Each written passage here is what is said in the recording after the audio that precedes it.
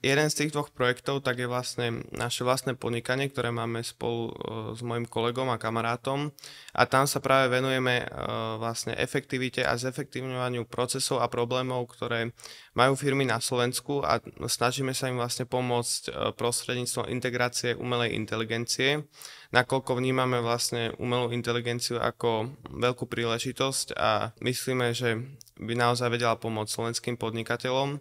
A zároveň taký môj akože side projekt, ktorému sa venujem, ktorý je taký akože hobby, to je taký ovocinársky projekt, ktorý možno klbí také dve nezvyčajné oblasti a to sú technológie a ovocinárstvo, konkrétne staré ovocinárstvo a staré odrody. A tam sa snažím vlastne spájať nejaké svoje myšlienky, svoje znalosti, ktoré som nazbieral počas pestovania tých starých odrod a ich záchrane spolu s myšlienkami z ostatných ovocinárov a zároveň vlastne s tými ešte originálnymi starými metódami, ktoré používali naši otcovia a pravcovia.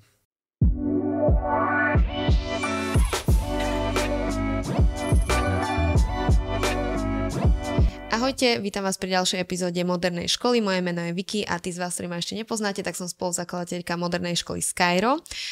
Aktuálne už skoro končíme, v podstate prvý ročník je za nami, veľmi sa z toho tešíme, že sme to úspešne zvládli. Veľa sme sa toho naučili, to ako fungujeme môžete vidieť v ďalších alebo predošlých epizódach podcastu, kde rozprávame o príjmačkách, o dni otvorených dverí, o tom, ako sa učíme, kde môžete navnímať našich študentov a dnes tu máme špeciálneho hostia, študenta Michala, ktorý okrem toho, že je študentom Skyro, sa venuje mnohým projektom. Ja v jeho veku určite by som nerobila možno toľko veci ako on dnes. A okrem iného nielen sa venuje vlastnému podnikaniu, ale takisto je teraz ocenená osobnosť AI osobnosť roka. Ale okrem toho všetkoho je ešte aj ocenený ako AI študent roka. Takže Michal, gratulujem a k tomuto oceneniu. Som rada, že som mohla byť pri tom, že som to mohla s tebou zažiť a dnes sa budeme rozprávať o tvojej ceste ako veľmi mladého človeka, ktorý sa venuje viacerým projektom. Bola by som rada, keby sme našim divákom možno zazdierali, ako sa k tomu dostal, čo sa možno naučil na tej ceste a určite sa porozprávame viac aj o tom ocenení. Takže ešte raz vítaj v našom podcaste. A moja prvá otázka samozrejme znie, že čomu sa vlastne všetkému venuješ. Viem, že riešiš také dva silnejšie projekty, tak ľudne si vyber, že s ktorým chceš začať a možno nám ho trocha viac priblížiť, že čo vlastne v ňom robíš. Jasné, tak ďakujem za pozvanie. Jeden z tých dvoch projektov tak je vlastne naše vlastné podnikanie, ktoré máme spolu s mojim kolegom a kamarátom a tam sa práve venujeme vlastne efektivite a zefektívňovaniu procesov a problémov, ktoré majú firmy na Slovensku a snažíme sa im vlastne pomôcť prostredníctvom integrácie umelej inteligencie, nakoľko vnímame vlastne umelú inteligenciu ako veľkú príležitosť a myslíme, že by naozaj vedela pomôcť slovenským podnikateľom. A zároveň taký môj akože side projekt, ktorému sa venujem, ktorý je taký akože hobby, tak to je taký ovocinársky projekt, ktorý možno klbí také dve nezvyčajné oblasti a to sú technológie a ovocinárstvo, konkrétne staré ovocinárstvo a staré odrody. A tam sa snažím vlastne spájať nejaké svoje myšlienky, svoje znalosti, ktoré som nazbieral počas pestovania tých starých odrod a ich záchrane spolu s myšlienkami z ostatných ovocinárov a zároveň vlastne s tými ešte originálnymi starými metódami, ktoré používali naši otcovia a pravcovia. To je dosť odlišné, ako keď si opísal tie dva projekty, ale veľmi zaujímavé. Ja by som sa možno na začiatku povenovala trocha aj tomu tvojmu vlastnému projektu, lebo myslím si, že táto generácia, ktorá je aktuálne na možno stredných, vysokých školách, tak sa snaží ako keby prepájať možno a tie technológie s tým takým tradičným. A to mi príde ako veľmi zaujímavý projekt, tak kedy si ho vlastne začal realizovať? Ten ovocinársky projekt som začal realizovať vlastne nedávno, kedy minulý rok, kedy som vlastne pochopil, že tie staré odrody, ako to historické a kultúrne dedičstvo na Slovensku, že ono mizne. Tie stromy naozaj, oni už majú okolo nejakých 80, 100, 150 rokov a oni už postupne začínajú odumierať, vyschynať a vlastne, ak tie stromy zaniknú a nikto ich nezachráni, nikto ich nezachová pre tie budúce generácie, tak by to mohla byť obrovská škoda.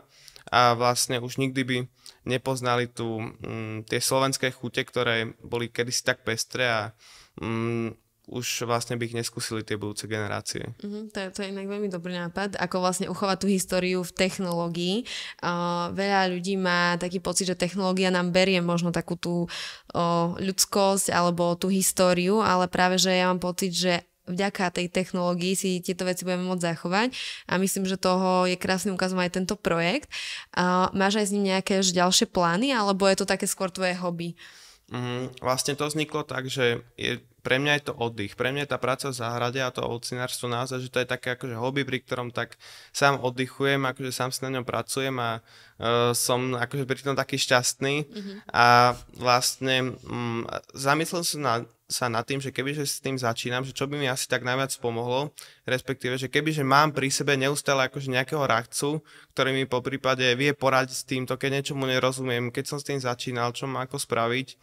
A chcel som tú myšlienku pretaviť aj do toho, že vlastne takého radcu si vyrobím. A tak vlastne prišiel ten nápad vyrobiť si to AI, ktoré mi vlastne dokáže pomôcť s každou tou vecou od výberu až po ten finálny proces. Čiže ako by som vlastne chcela si teraz vypestovať nejaké tradičné odrody, tak v podstate viem použiť tento tvoj nástroj a dozviem sa vlastne všetky informácie, hej? Že dobre tomu rozumiem.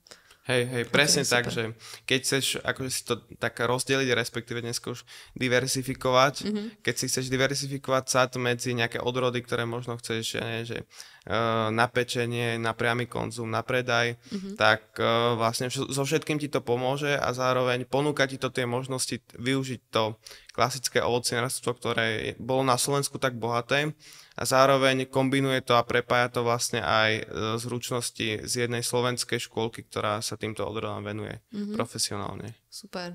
Ako znie to veľmi dobre. Ja síce asi pestovať radšej nebudem nič, lebo nemám ani svoje kvety udržať pri živote v byte, ale nevadí, určite niektorí ľudia, ktorí o tom nevedeli, tak sa môžu inšpirovať.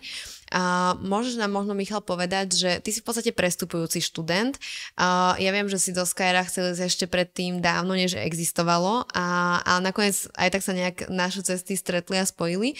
Že ako vnímaš v podstate taký ten svoj prvý rok a či ti vlastne Skyro pomohlo nejakým spôsobom uchopiť alebo priniesť nejaké nové nápady do tých projektov, ktorým sa venuješ?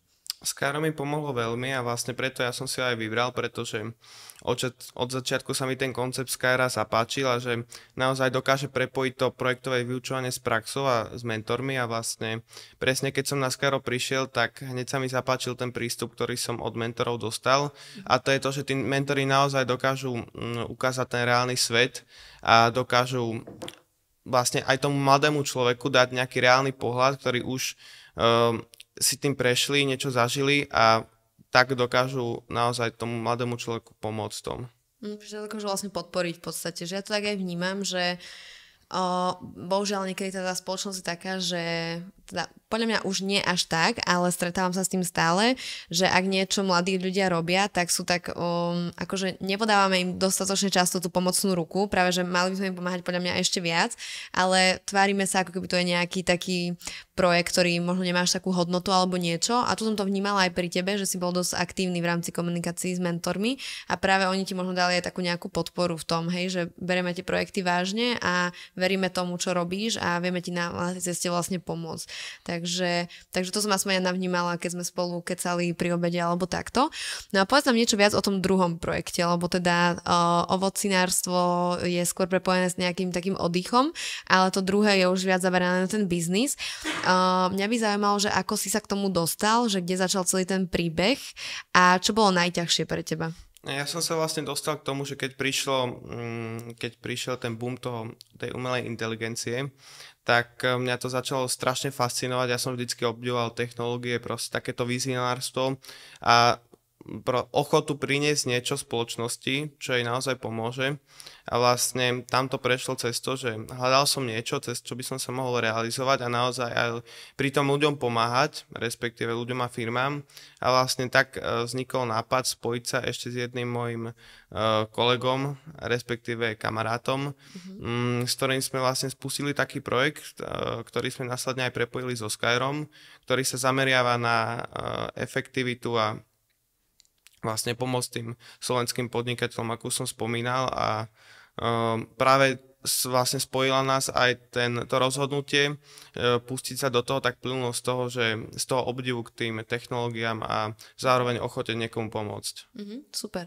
A čo vás možno nejakým spôsobom, že odlišuje od tej konkurencie, ktorá na trhu je? Aj keď v tomto smere úplne neviem, že aké produkty sú vašou konkurenciou, ale myslím si, že viacero toolov sa snaží vlastne tým podnikateľom pomôcť, takže možno by sa nám toto mohlo viac objasniť, že možno, čo je vaša výhoda vlastne oproti ostatným. My to robíme zatiaľ v takej menšej miere, že snažíme sa byť naozaj taký osobný a rozoberať tie prípady s tými podnikateľmi v tej B2B sfére na tej osobnej báze a prejsť tým procesom s nimi tej konzultácie, nejakej adaptácie a naozaj zamerať sa a naozaj, že to AI im našiť tak na mieru, aby im vlastne splnilo a prinieslo niečo, čo im tie klasické tooly nedokážu ešte dneska dať. Jasné. Akože to je ako najkrajšia vec podľa mňa na umelej inteligencii alebo teda technológiách, že nám dokážu vlastne znižovať tie rutinné práce a uvoľňa nám ruky vlastne na tú kreativitu, na tú stratégiu, lebo väčšina v podstate ľudí povie, že nemá na to čas venovať sa týmu, napríklad kultúre vo firme, lebo je zahádzaný exekutívou a práve tento produkt vnímam, že vlastne mohol by tú rutinu nejakým spôsobom odťažiť od tých lídov alebo projektových manažerov a nechať im vlastne ten priestor na to, aby budovali tím, rozmýšľali nad stratégiou alebo boli kreatívni a tvoriví. Čo bolo možno že také najťažšie pre vás, keď ste začínali s týmto projektom? Myslím si, že najťažšie bolo asi, že dostať ten projekt do takej tej reálnej fázy a zároveň vždycky, keď človek s niečím takýmto začína, tak ako nevždy akoby dostane sa k tým reálnym skutočnostiam, respektíve k tým veciam, ktoré z toho plynú. A vždycky, akože keď niečo s tým takto začne, tak prídu akože také problémy, ktoré človeka možno zabrzdia. A akože práve z toho, že možno ani tak nie je strach z nových vecí, ale po prípade nutnosť čeliť veciam, ktoré človek ešte predtým nikdy neriešil. Je to veľmi ťažké a frustrujúce, ale tak inak sa to naučiť nedá, len keď sa to človek zažije, nedá sa to vlastne naučiť z kníh a ani v podstate až tak od mentorov, že oni vám vedia možno, že priblíži to, že čo vás čaká, keď sa do takej situácie dostanete, ale každé to také možno, keď to nazvem, že zlyhanie, alebo tie prekážky, ktoré človek prekonáva v tom podnikateľskom živote, tam je ich neskutočne veľa a keď si už človek myslí, že všetko vyriešil, tak príde niečo nové, čo nečakal. Ale poďme sa tak trénuje akože takú, by som povedala, odolnosť voči tomu, že sa človek z toho zrúti alebo to vzdá a buduje to takú disciplínu v tom vlastne pokračovať, ak tomu človek verí. Aké máte plány vlastne s týmto projektom ďalej? Chceli by sme ho ďalej rozvíjať a zároveň priniesť ho vlastne viacerým a viacerým klientom na Slovensku, po prípade v budúcnosti ho rozšíriť aj do ďalších krajín. Ty vlastne tento projekt riešiš aj v rámci Skyro ako projektu v podstate, ktorý budete už zajtra vlastne prezentovať. Že vieš si možno spomenúť na niečo také, čo ti nejaký mentor odovzdal a si tak uchoval v pamäti, alebo že ktorý ti pomohol možno, že pozrieť sa na ten produkt váš alebo projekt, že inak? Veľmi mi to odovzdal môj mentor Matia, ktorý nás mal na projektovom manažmente.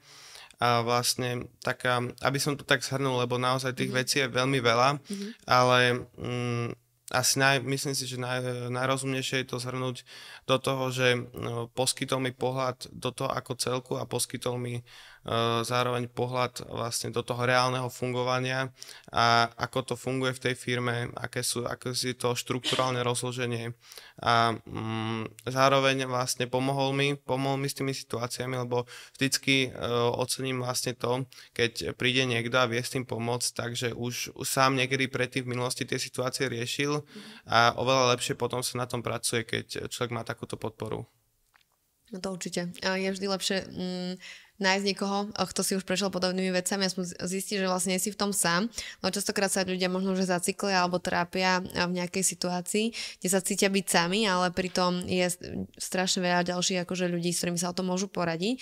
Čiže To je možno aj taká dobrá rada pre nejakých mladých ľudí, ktorí nás počúvajú a možno by sa chceli pustiť do nejakého projektu a nie sú na Skyre, aby sa pýtali podľa mňa, že mentorov, že my sme tu mali strašne veľa ľudí z praxe a každý jeden povedal, že máte im napísať, že keď niečo chcete, že oni vám odpíšu, len vlastne tí ľudia sa boja urobiť vôbec ten krok, že napísať, hej, že oni sa boja a chceli by vlastne, ale neurobia ten krok a ja som si fakt, že z každej tej prednášky z praxe, ktorú ste tu mali, odnesla práve to, že sa nemáte vlastne báť ozvať ľuďom okolo vás, lebo naozaj oni vás vedia podľa mňa posunúť rýchlejšie, ako keby ste sa s tým borili sami.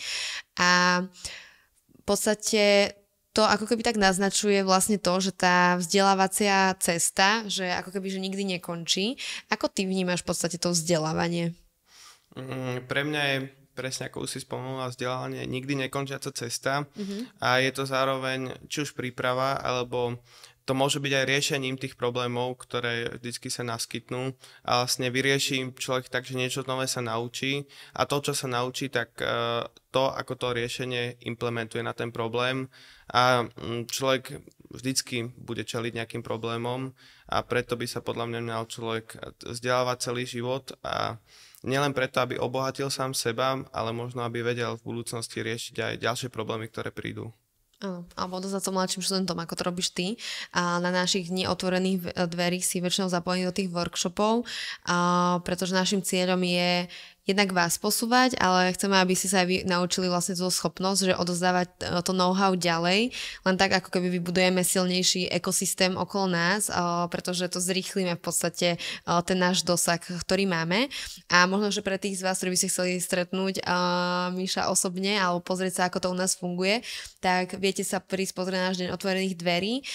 Všetky dátumy nájdete na webe, máme tam teraz taký špeciálny kalendár, takže kľudne klikajte na skyro.ai. No a ako ty vnímaš, Míšo, to vzdelávanie vlastne mladých, akože keď vzdelávaš, neviem, 9 základnej školy, že vidíš sa tam niekde, že našiel si tam takého možno podobného človeka, ako si bol ty, keď si bol na základnej škole?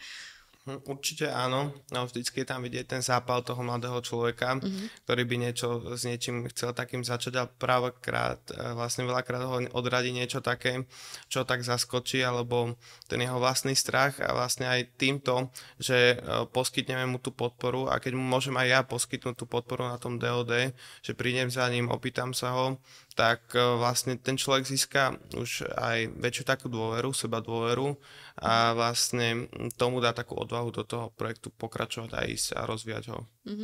Je niečo, čo by si možno že urobil v tých projektoch inak, keby si napríklad do nich išiel s týmto mindsetom, ktorý máš teraz?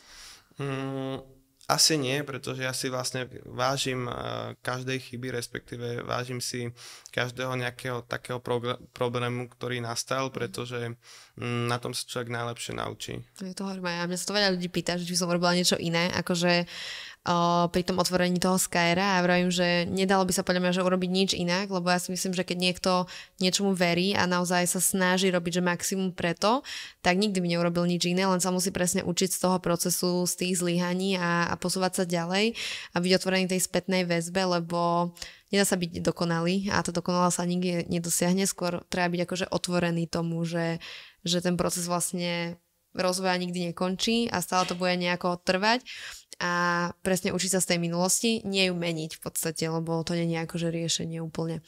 No ale poďme sa pozrieť spoločne na to ocenenie ASAI.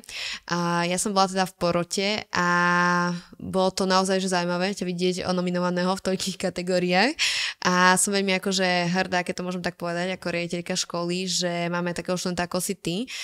Myslím, že môže byť inšpiráciou nielen pre študentov našich Skyro, ale pre aj ostatných študentov, ktorí možno že počúvajú náš podcast dnes alebo rodičov. Ako vnímaš ty vlastne to ocenenie? Ty si vlastne nevedel, keď si išiel na to pódium, že si získal nejakú cenu, že? Je to tak, ja som vlastne až do poslednej chvíle som s tým až tak nerátal a ja si to veľmi vážim, že mne bola preukázaná taká dôvera a mne to aj dosť také zadosťučinenie, že keď človek na niečom pracuje na tom dlhodobo s disciplínou, že sa mu vlastne dostane takejto úcty a ocenenia. Ako to vnímalo možno nejaké tvoje okolie, rodina, kamoši, spolužiaci možno Skyro? No, ak vždycky to okolie, vlastne, ktoré videlo tú prácu, ktorá stála za tým, tak vždycky ma podporovalo a fandilo mi, za čo im samozrejme všetkým ďakujem a akože tiež videl som, že potešilo ich to a to potom spätne potešilo aj mňa.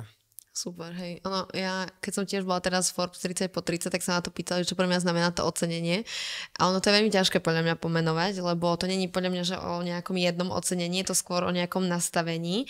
Tak povedz nám, že čo vlastne teraz ďalej, hej? Máš rozbehnuté projekty, získal si veľmi podľa mňa dôležité ocenenie, a kam budú smerovať ďalšie kroky, samozrejme aj v Skyre, keďže si ešte stále študentom, ale čo máš na pláne?